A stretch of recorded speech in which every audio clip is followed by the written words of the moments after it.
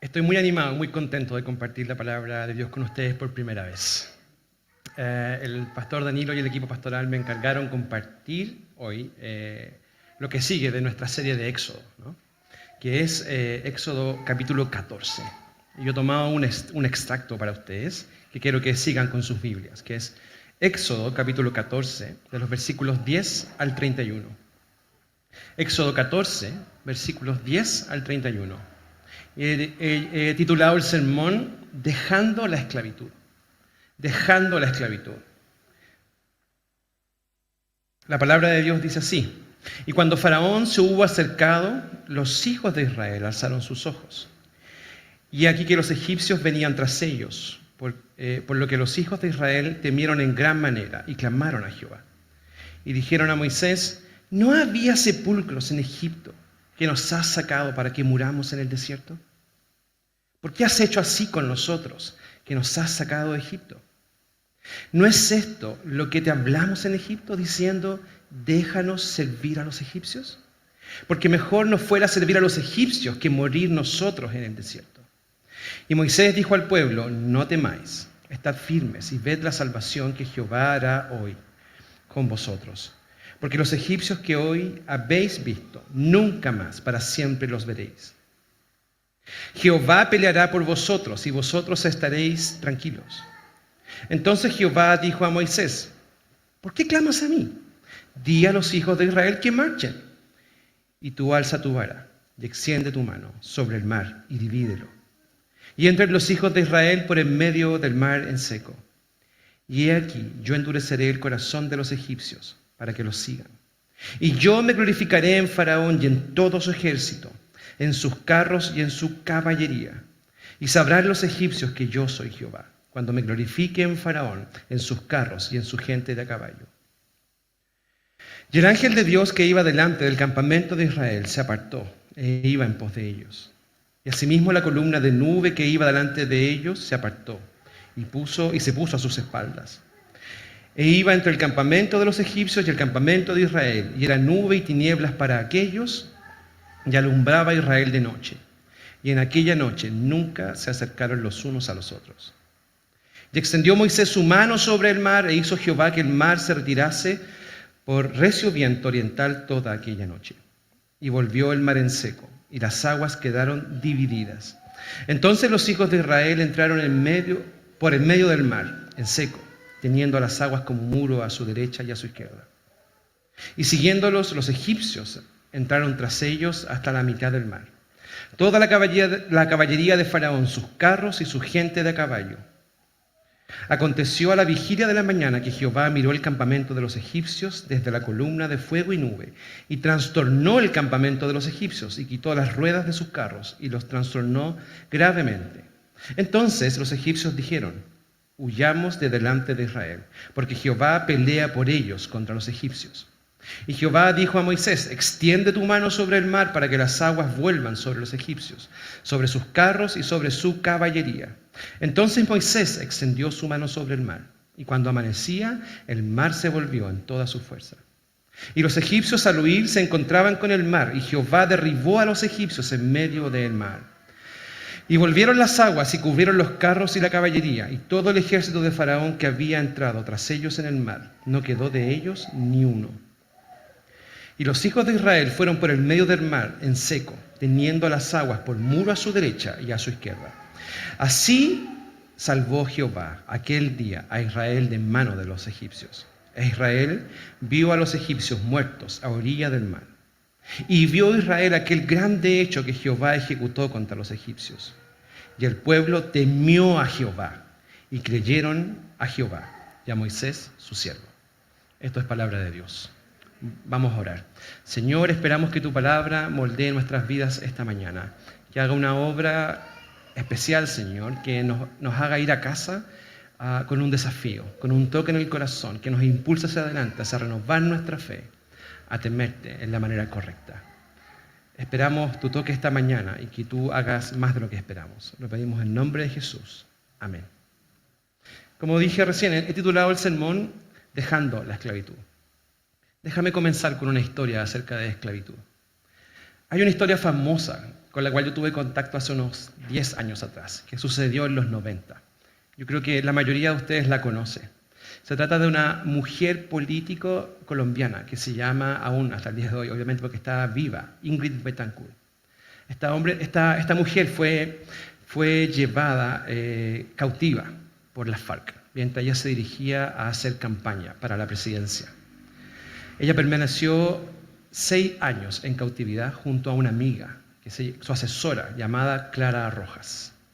Ella ha narrado sus historias en un libro y en una serie de entrevistas que se han publicado en los diarios, ¿no? las cuales yo he seguido. Y me marcaron porque pensé que era una historia dura, muy cruenta, que supongo que ninguno de nosotros quisiera vivir. Ellas nos cuentan en sus entrevistas y en sus diferentes formas de enfocar el asunto cómo intentaron escapar, entre otras cosas. Ambas amigas relatan que al principio del encierro pensaban cada día en cómo escapar. Ellas estaban buscando un huequito en la pared por el cual pudieran salir. Estaban ideando un plan, viendo cuál era la hora de la noche donde los soldados FARC estaban menos vigilantes. Y así cada día estaban planeando, aunque cada día que pasaba era más cansador y más agotador. Intentaron huir varias veces, cada uno por su parte y juntas, pero nunca funcionó. Más de una vez fueron capturadas por la gente de las FARC muy cerca del campamento, cuando ya no tenían fuerzas para huir. Otras veces pasaba que el miedo de la selva, ellos estaban en medio de la selva, no en la civilización, era tan aterrador, tan duro, la oscuridad era tan penetrante que sentían demasiado miedo de lo que venía por delante. De tal manera que a veces sentían que era mal negocio irse. Clara Rojas, que es la amiga de Ingrid Betancourt, que es la más famosa, ¿no? Cuenta que incluso Ingrid Betancourt hacía cosas tontas cuando ellas trataban de escapar, como que perdía el juicio, como que empezaba a actuar de una manera errática que no mostraba el deseo profundo que ella tenía de libertad. Una vez, ellas estaban huyendo del campamento y al pasar por debajo de un puente de un río, encontraron un panal de abejas muy grande.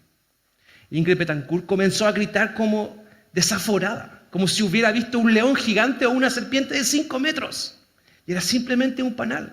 Y Clara le decía, por favor, cállate, que están los soldados de la FARC ahí, vienen tras nosotros. Por supuesto, gritó tan fuerte que las descubrieron. Clara Rojas cuenta esto en una entrevista enfadada, en realidad. Otra historia que cuenta Betancourt dice que ella escapó sola una noche, que le dijo a Clara, ¿quieres escapar conmigo? Pero ella nunca respondió. Ella se adentró en la selva y esa noche llovía fuerte, muy fuerte. Imagina, ella estaba combinando en su mente el miedo de los soldados, no saber qué había más adelante, la lluvia, un río gigante que estaba creciendo y creciendo. Y los soldados de la FARC se encargaban cada día de recordarles, allá afuera, fuera de esta cabaña donde viven con nosotros y nosotros les damos comida como nuestros esclavos, hay un mundo terrible, lleno de serpientes y leones de la selva y cocodrilos y todas esas cosas, ¿no? Entonces, Ingrid se adentró en la selva, pero sintió tanto miedo, que empezó a pensar que quizás era mejor negocio volver. Pasó la noche en la selva y al amanecer ella sabía que los guardias de la FARC iban a estar tras ella. En cuanto saliera el sol los iba a tener en su espalda. Ella buscó un lugar donde guarecerse y encontró un tronco de un árbol, un hueco, y se metió en la cavidad.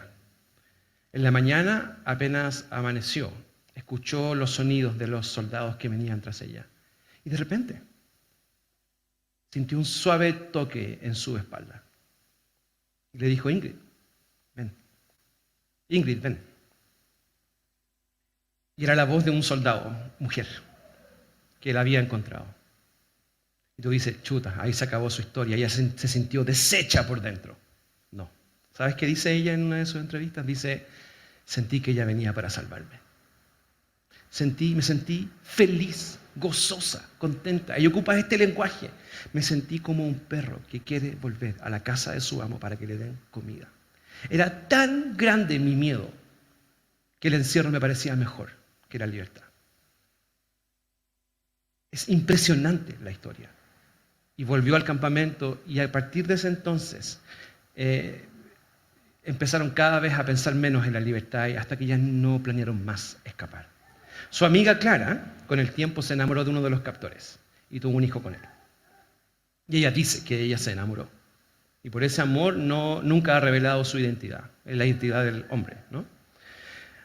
Finalmente fueron rescatados en una misión del ejército de Colombia cuando ya habían dejado de intentar. Es impresionante la historia. Tiene mucho más que esto, por supuesto. Y ellos lo narran con una habilidad mucho más grande que la que yo tengo, ¿no? Hoy veremos esta historia de esclavitud también, de salir de la esclavitud y los problemas que hay en salir de la esclavitud. Vemos a Israel en este texto que acabamos de leer, huyendo de Egipto.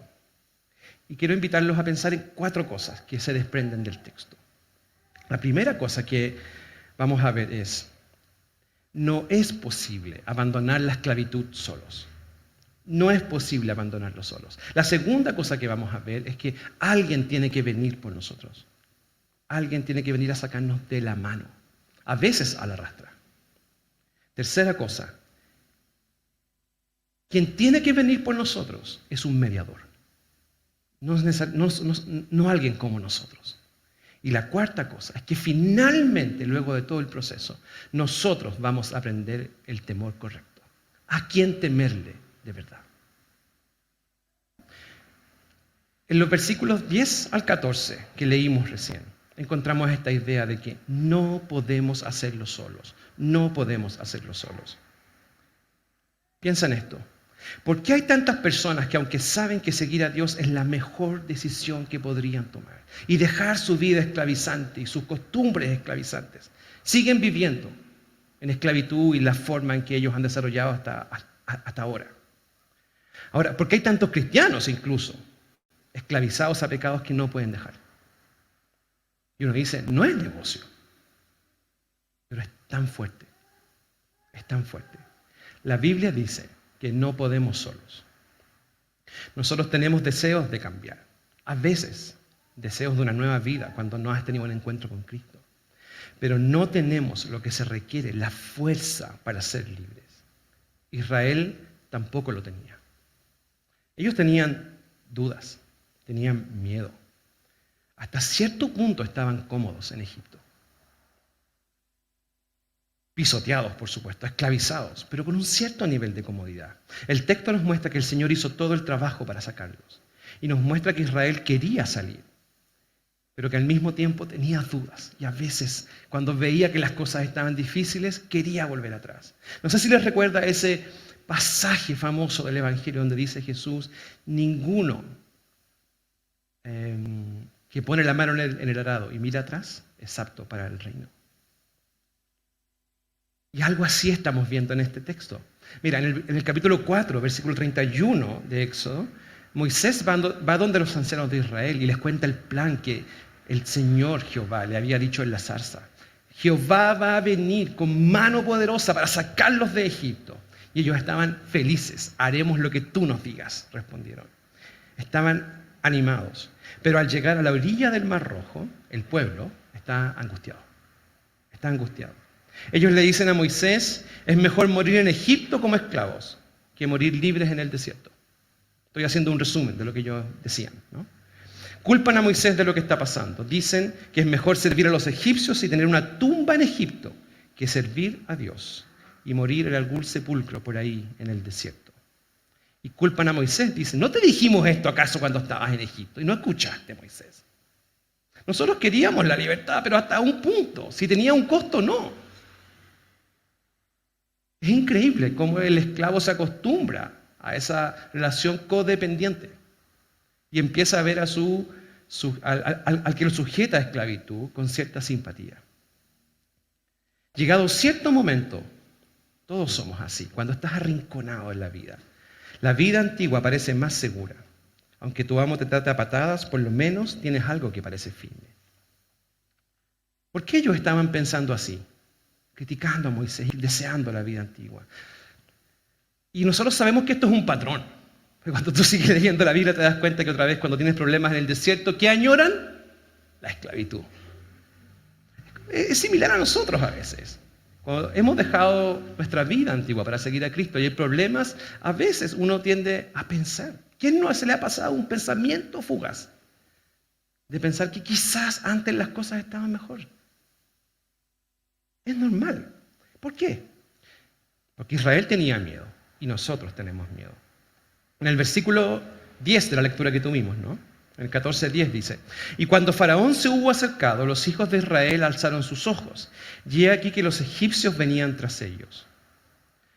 Por lo que los hijos de Israel temieron en gran manera y clamaron a Jehová.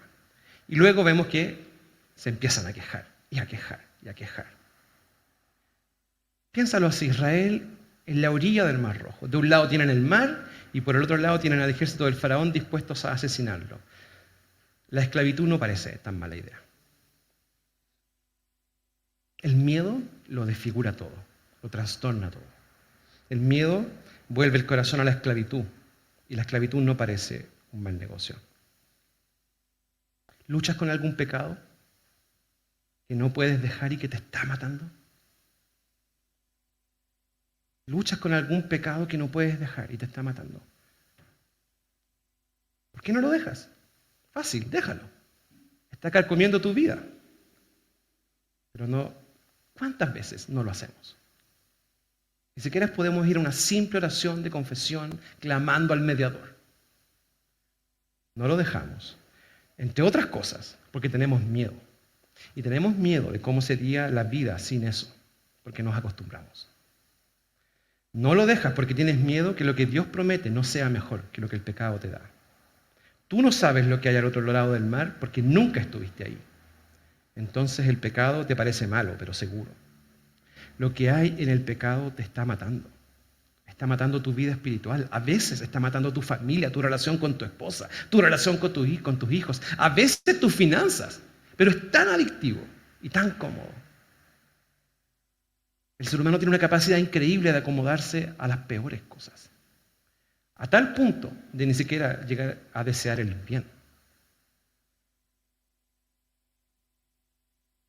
Ahora, lo que hay al otro lado, en las promesas de Dios, se ve genial, pero no es seguro. Israel no sabía que había al otro lado del mar. ¿Qué tenía Israel sobre la vida al otro lado del mar? Una promesa, nada más. Ni siquiera tenían una sesión de imágenes de cómo era. Nunca habían estado allá. Por eso lo que hay al otro lado, en las promesas de Dios, se ve a veces genial, pero no es seguro. Entonces uno vuelve a intentar, pero cada vez con menos ganas. Al final nos contentamos diciendo, algún día lo voy a dejar. Israel se sintió así y culparon a Moisés. Y temieron más a Faraón que al Señor. La cuota de optimismo es que al final vamos a ver que luego del rescate que el Señor hace para ellos, ellos terminan temiendo al Señor. Pero en Egipto ellos temían a Faraón. Por eso, la segunda cosa que vamos a ver en este texto, ya se los anuncié, es que alguien tiene que venir por nosotros. Porque nosotros no vamos a salir solos. No podemos salir solos. Dios vino por ellos. Ellos no fueron por Dios. El libro de Éxodo comienza diciendo que surgió en Egipto un rey que no conocía a José. Recuerdan esto, ¿cierto? Israel llegó a Egipto porque José llegó a ser el gobernador. Este faraón comenzó a explotarlos y comenzó a matar a sus niños. Moisés es parte de esta historia como personaje principal, ¿no? La mamá lo toma, lo pone en una canastita y lo echa en el río para salvarlo de la matanza. Pero no hay grandes descripciones acerca de la fuerza, con qué fuerza Israel quería irse. No hay mucho acerca de eso. Solo hay una parte por ahí que dice que ellos clamaron al Señor, pero no dice exactamente en qué consistía este clamor. Porque te acostumbras finalmente. Me da la impresión que más bien ese clamor era un clamor de cómo pedirle al Señor, si es posible, líbranos, pero ayúdanos a sobrellevar la esclavitud. Ahora, cuando Israel está al borde del precipicio ante el Mar Rojo, Dios abre el mar y Dios trajo a Moisés para llevarlos por ese camino. Los israelitas pasan en medio de 2 paredes de agua y entonces los egipcios son confundidos, Dios cierra el mar y mueren ahogados los egipcios, ¿cierto? Tiene que ser así. Y no había otra forma de que fuera, porque Israel estaba acostumbrado. Y nosotros estamos acostumbrados muchas veces a la forma en que vivimos. Si no has tenido un encuentro con Cristo, estás acostumbrado a la manera de vivir sin Cristo. Y si has tenido un encuentro con Cristo, una manera con Cristo, pero esclavizante igual, atada a pecados antiguos, a formas antiguas, a mañas antiguas que residen en tu carácter, que residen en mi carácter y que no son fáciles de dejar. Por eso es Dios que tiene que venir por nosotros. Porque es difícil y porque nosotros no vamos ahí, estamos aterrorizados. Hay algo en el alma del ser humano que nos empuja a la esclavitud. En el libro de Éxodo también encontramos una llave al corazón del ser humano. Nos dice básicamente lo siguiente: no eres dueño de ti mismo, tú eres siempre un esclavo.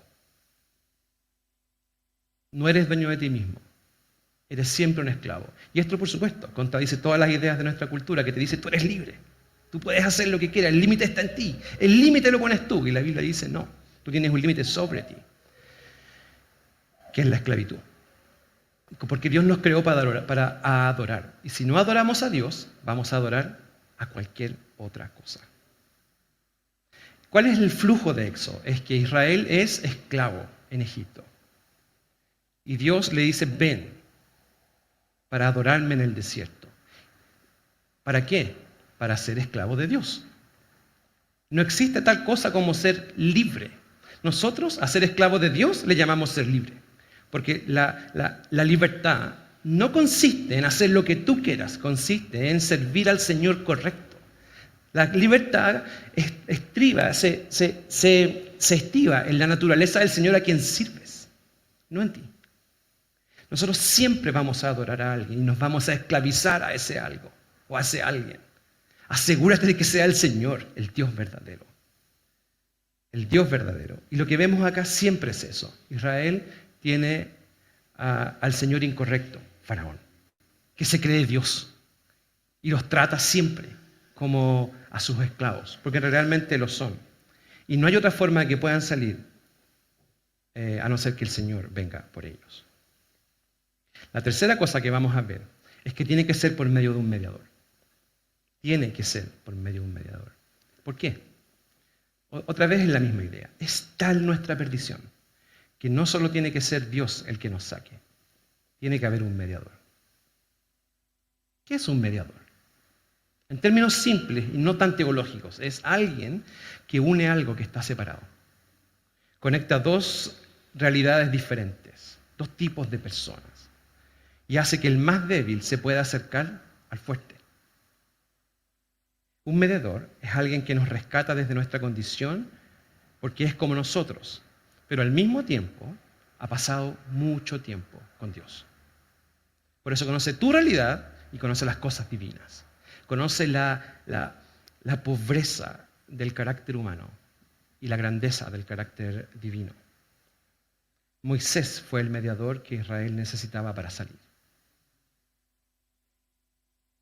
¿Por qué era tan necesario otra vez un mediador para salir de Egipto? Porque había una distancia entre Israel y Dios. Había una distancia entre Israel y Dios. Los israelitas no conocían a Dios. Y me dice: ¿pero cómo, Pastor Ignacio? ¿Estás diciendo que no son el pueblo de Dios? No estoy diciendo eso. Sí eran el pueblo de Dios, pero tenían un conocimiento poco profundo del Señor. Ellos nombraban al Señor como el Dios de nuestros antepasados. Fíjate la forma distante de nombrarlo. El Dios de Abraham, Isaac, Jacob. Pero ¿cómo es ese Dios? Ellos no saben mucho. Saben ciertas historias que nosotros también conocemos que están narradas en el Génesis y que habían llegado a ellos, a veces de manera inconexa. Y las conocían. Pero no sabían exactamente el carácter de Dios. Ellos vivían lejos de Dios. No solamente porque Dios está en la eternidad, sino porque estaban lejos de la verdad. Israel sabía, como dije, lo que Dios había hecho con sus antepasados, pero no mucho más. ¿Te acuerdas cuando Moisés se enfrenta con el Señor en la zarza? El Señor dice: dile esto a mi pueblo. Y Moisés dice que tiene miedo de ir donde ellos. Por supuesto, tiene miedo por ciertas inseguridades personales, por el contexto en el que está viviendo, porque el faraón es poderoso, pero también tiene miedo porque él pensó que no le creerían. Esa es la principal razón que se esboza en esa parte, ¿no? ¿Por qué? ¿Por qué pensó que no le creerían? Entre otras cosas, porque ellos no sabían mucho de Dios. No sabían su nombre. Lo conocían como otra vez, el Dios de nuestros padres. Y entonces Dios le declara a Moisés su nombre. Y le dice, yo soy. Diles que yo soy te ha enviado. La primera vez que Dios revela su nombre personal. Yo soy quien soy. En contraste con Faraón, que no es, que es temporal. Parece poderoso, tiene mano de hierro, tiene poder para acabar con tu vida, pero es limitado. En cambio, yo soy, es eterno. Lo que está englobado en el nombre yo soy es simplemente alguien que tiene vida en sí mismo, hacia el presente y hacia el futuro. Ahora, ellos necesitan por eso un mediador, que venga y les cuente quién es Dios, cuál es el plan de Dios, hacia dónde Dios los quiere llevar. Moisés viene y habla con Dios y hace de intermediario. Porque es como Israel, pero ha pasado tiempo con Dios. Moisés les dice, hay una tierra para ustedes, hay una vida para ustedes más allá de Egipto, donde ustedes podrán prosperar y ser felices. Por medio de Moisés, Dios realizó las plagas. Por medio de él abrió el mar rojo. Y Moisés les va a dar los mandamientos. Moisés se encontró con Dios y salió vivo. Nadie podía hacer eso. Solo Moisés puede pasar tiempo muy cerca de Dios y después contar al pueblo qué es lo que está en la presencia de Dios. Y ellos no podían saberlo solos. No podían seguir a Dios solos. Dios les puso un mediador. Ellos no podían dejar la esclavitud sin Moisés. Y nosotros no podemos dejar la esclavitud sin Cristo. Sea cual sea el tipo de esclavitud que tú estás viviendo. Tú sabes, yo sé. Cómo has venido esta mañana acá y cómo es tu vida. ¿Por qué no puedes dejar la esclavitud? Dijimos, porque tenemos miedo. Pero déjame decirte algo más. No podemos dejar la esclavitud porque no hemos ido desesperadamente al mediador. No hemos ido desesperadamente al mediador. No hemos ido desesperadamente al mediador para que lo cambie todo, para que venga por ti y te rescate. Déjame compartirte un pasaje que está en Hebreos 4, 15 y 16. Dice, porque no tenemos un sumo sacerdote que no pueda compadecerse de nuestras debilidades, sino uno que fue tentado en todo, según nuestra semejanza, pero sin pecado. Acerquémonos, pues, confiadamente al trono de gracia, para alcanzar misericordia y socorro oportuno. Mira lo que dice el texto. Dios está esperando que tú vengas a Él y le cuentes de tu esclavitud, que le cuentes tu pecado, que le confieses en el nombre del mediador y te acerques. Pero ¿por qué no lo hacemos? Por supuesto, hay muchas cosas que confesamos, pero hay otras que guardamos silenciosamente por días y días. ¿Por qué? Muchas veces pensamos, yo voy a salir solo, pero nunca pasa. Yo voy a salir solo, pero nunca pasa. ¿Sabes qué sucede en nuestro mundo moderno? Nosotros estamos rodeados de propaganda, de autoayuda y de libertad personal, que trastornan nuestra mente y nos hacen creer mentiras irrealizables, cosas que solo existen en un mundo de fantasía. Pensé en 2 propagandas de marcas deportivas que son famosas y que las puedes ver casi en cada portal de internet, en cada casi gran evento mundial, que es Adidas, dice, nada es imposible. Y Nike dice, just do it, solo hazlo. Vamos, depende de ti, sal. Y tú dices, sí, voy a salir. Y Dios dice, tú no puedes salir sin mí, tú tienes que venir desesperadamente a mí. Tú tienes que venir desesperadamente a mí. La Biblia dice, deja que el mediador venga por ti. Órale, suplícale, llévale tu vida en oración y Él te sacará de cualquier cosa a la que estés atado, que no sea Dios. Tú sabes en qué estás atado. Eso que te está matando. Déjame dejarlos con algo muy optimista, sí, al final. Mi último punto del sermón es aprendiendo a temer. Todo se trata de aprender a temer. ¿Cómo puedes dejar la esclavitud? Aprendiendo a temer al Señor correcto. En el capítulo 14 encontramos en los versículos 30 y 31, al final, un resumen de lo que pasó en el corazón de Israel luego de que el Señor los sacó de Egipto y los llevó por el mar y abrió el mar y los egipcios murieron destrozados. Versículo 30 y 31 dice: así salvó Jehová aquel día a Israel de las manos de los egipcios. E Israel vio a los egipcios muertos a la orilla del mar. Y vio Israel aquel grande hecho que Jehová ejecutó contra los egipcios. Y el pueblo temió a Jehová. El pueblo temió a Jehová y creyeron a Jehová y a Moisés su siervo. ¿A quién temieron? Ahora, a Jehová. Pero porque Jehová vino por ellos, no porque ellos fueron por Jehová. Por eso temieron. Porque vieron lo que Jehová hizo. ¿Cómo Jehová se glorificó? Es Jehová quien tiene que venir. En Egipto y antes de cruzar, ellos temían al faraón. ¿Recuerda? Cuando están antes del mar, antes de cruzar el mar, vieron los carros de Egipto. ¿Y qué tuvieron? Miedo. Tuvieron miedo. Tú dices, pero ¿cómo pueden tener miedo? Mira, hace unos 3 miércoles atrás, en el grupo que yo me reúno online, con los hermanos de Huechuraba, estábamos hablando cómo ellos podían tener tanto miedo a faraón. Se habían visto los milagros del Señor. Habían visto cómo el Señor transformó el agua en sangre, mató a los primogénitos, plaga de ranas y un montón de cosas maravillosas. Es muy simple, los milagros no tienen poder para transformar el corazón. Tiene que venir un mediador y Dios que te los explique y te haga ver quién está detrás de todo esto y el carácter del hacedor de los milagros. Y Dios reveló su carácter a Israel en medio de este caminar, por medio de Moisés. Les explicó qué significaban los milagros, hacia dónde quería llevarlos y finalmente que Dios quería que ellos fueran su pueblo, tener una relación especial con ellos. Pero los milagros por sí mismos no tienen un poder transformador. Muy simple. ¿Cuántas veces has visto una persona o tú mismo que luego de un milagro en su vida, que claramente está la mano de Dios atrás, a los 3 meses están igual que antes? O tú mismo. Entonces tú dices, es que Dios me sacó de este problema. Me trajo con una mano poderosa a quietud y calma espiritual. Y tú dices, de aquí no me mueve nadie. De aquí en adelante yo soy fiel. Estoy cada domingo en la iglesia, orando cada día, leyendo la Biblia. Y pasa 1 mes y medio, estás igual que antes. ¿O a mí es lo único que le pasa?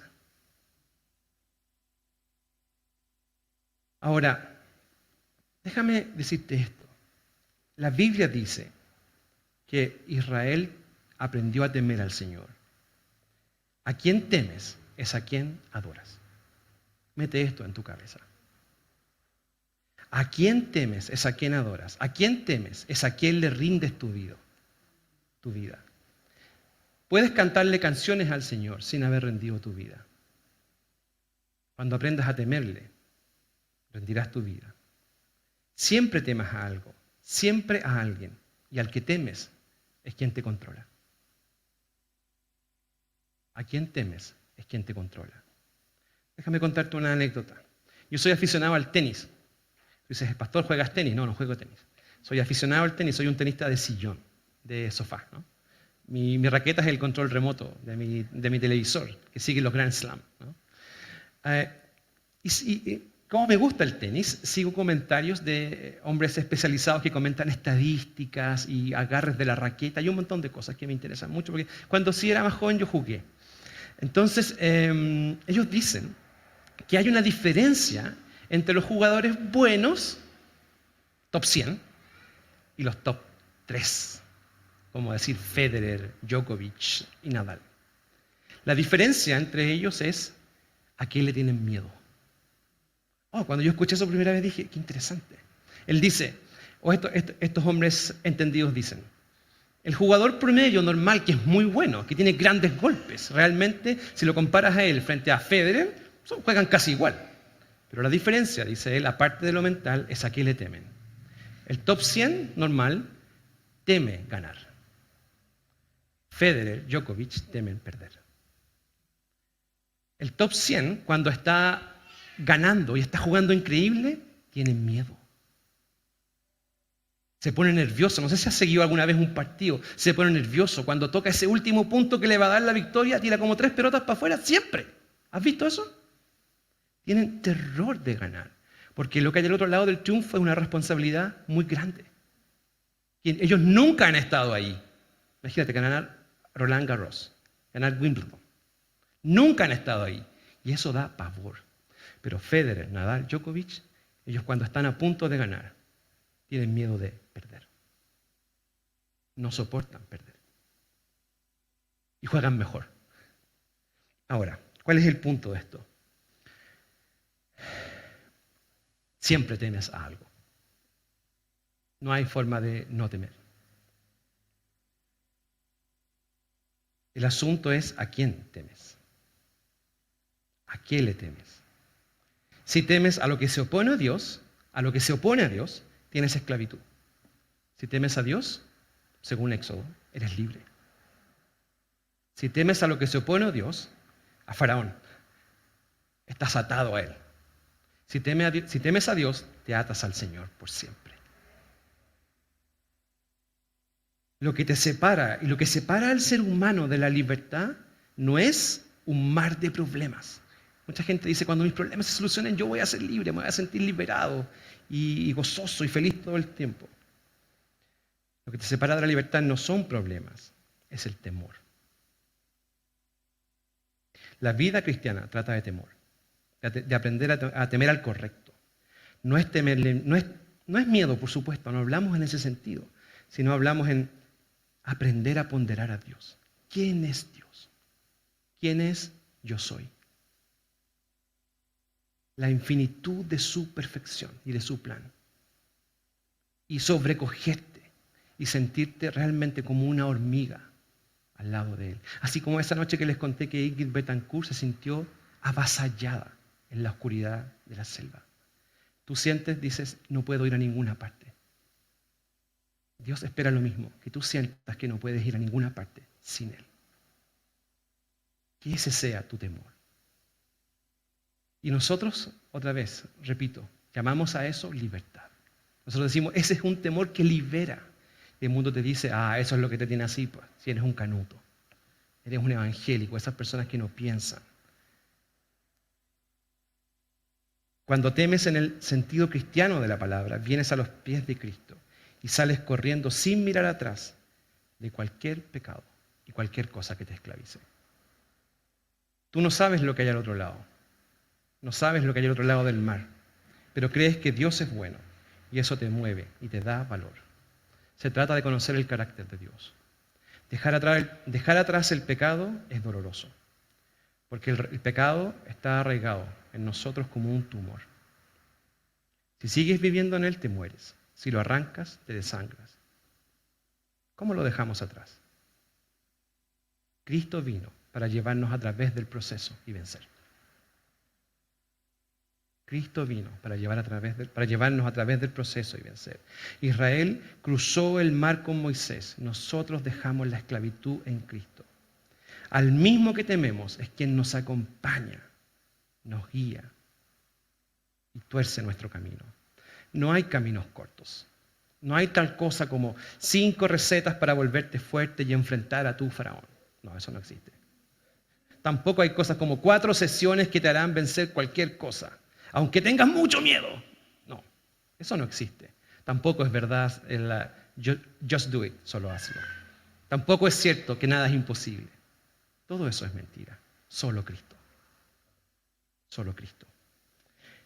Israel pudo ir a la tierra prometida por el Mar Rojo o por la tierra de los filisteos. Habían 2 caminos, pero los 2 tenían problemas.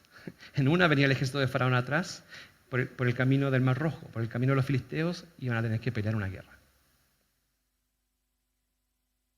Habían formas de ir, pero la única forma que ellos no podían dejar era ir sin Dios. Tenían que ir con Dios o no se podía ir. Nosotros podemos tratar de vencer la esclavitud con métodos, fuerza de voluntad, 4 pasos, 5 pasos, pero es doloroso y no funciona. No podemos salir sin Dios. Quiero que te quedes con esto en la mente.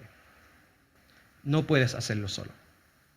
No creas esa mentira. Segunda cosa, alguien tiene que venir por ti. Tercera cosa, Dios lo hará por medio del mediador, de Cristo. Tienes que ir a Él, como un niño. Y la última, al final te das cuenta que se trata de aprender a temer al Señor correcto. O temes a Dios o temes a cualquier otra cosa. Tú eliges. Vamos a orar. Señor, te damos gracias por tu palabra y porque vemos en ella, Señor, una belleza y una gloria que sabemos que no es terrenal, que viene de ti. Y vemos que en estas historias, Señor, que parecen historias simples, pero son historias que revelan tu carácter y nuestro corazón y lo profundamente necesitado que estamos de ti. Te pedimos, Señor, que nos cambies y que nos hagas conocer al mediador del pacto de una manera diferente y sentir una necesidad de ti grande e imperiosa que nos lleve a darnos cuenta y a pensar que no podemos sin ti. Pedimos todo esto en nombre de Jesús. Amén.